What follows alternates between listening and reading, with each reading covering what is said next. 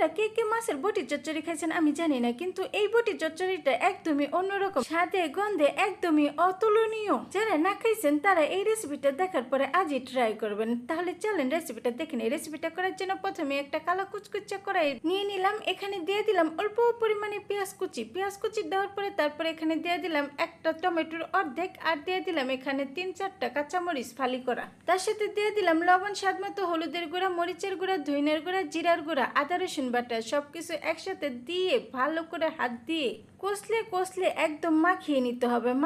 মাখাইতে এমন ভাবে মাখাইতে হবে যেন পেঁয়াজ, টমেটো, কাঁচামরিচ সব একসাথে গলে যায়।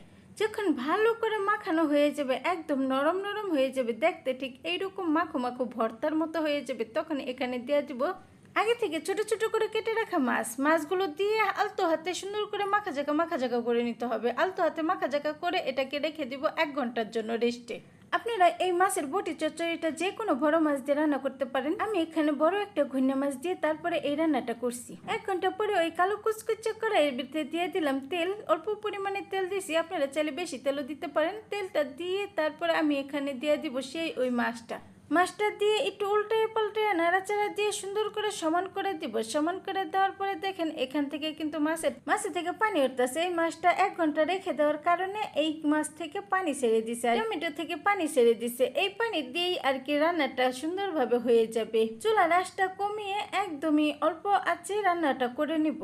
টমেটো আর মাছ সিদ্ধ হইতে বেশিক্ষণ সময় লাগে না, এর জন্য 10 মিনিট রান্না করলে সুন্দরভাবে রান্নাটা হয়ে যাবে। শুধু একটু পর আলতো হাতে নাড়াচাড়া দিয়ে দিতে হবে, কারণ হচ্ছে যদি আলতো হাতে নাড়াচাড়া না দিয়ে দিই তাহলে নিচ দিয়ে লেগে যাবে। এত মজা রান্না বলে কথা, যদি পুড়ে যায় তাহলে এটা আর খেতে ভালো লাগবে না। এর জন্য একটু পর আলতো হাতে নাড়াচাড়া দিয়ে দিতে হবে আর সমান করে দিতে হবে। এটার ঝোল দিয়ে এটা থেকে যে পানিটা উঠবে ওই পানি দিয়ে দেখবেন সুন্দরভাবে রান্নাটা হয়ে গেছে আর সবকিছু সুন্দরভাবে সিদ্ধ হয়ে গেছে। এই রান্নাটার ভিতরে একটু ঝালটা বেশি দেওয়ার চেষ্টা করবেন, ঝাল হইলে এটা খেতে আরো বেশি ভালো লাগে। যখন রান্নাটা হয়ে যাবে তখন এখানে দিয়ে দেবো ধনিয়া পাতা কুচি। এই রান্নাটার ভিতরে ধনিয়া পাতা কুচি দেন বা না দেন, জিরার গুঁড়াটা কিন্তু অবশ্যই দিতে হবে। জিরার গুঁড়াটা দেওয়ার কারণে এত সুন্দর একটা সুঘ্রাণ বের হয়। যখন ঝোলটা একদমই শুকিয়ে যাবে আর কোনো ঝোল থাকবে না, তখন কি করবো, একটু নাড়াচাড়া দিয়ে দিব। নাড়াচাড়া দিয়ে একটা বাটিতে নিয়ে সুন্দরভাবে পরিবেশন করব গরম গরম ভাতের সাথে খাওয়ার জন্য।